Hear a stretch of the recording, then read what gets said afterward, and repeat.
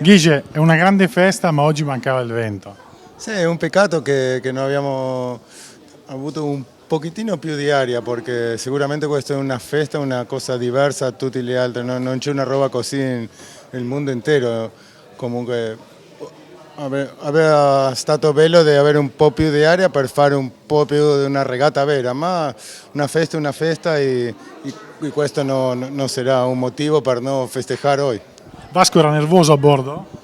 Vasco, sí, Vasco, lo bueno de regatistas como Vasco es que per lui è lo stesso, si è la final della Coppa America, Barcolana, una regata de weekend, lui sempre vuole vincere, entonces se il risultato non è come lui aspetta, è nervoso e anche arrabbiato.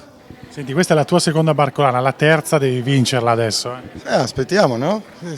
Sicuramente l'anno scorso ho detto tentaré de ritornare. Sono qua, así que adesso l'obiettivo deve essere la prossima, ritorneremo e vinceremo.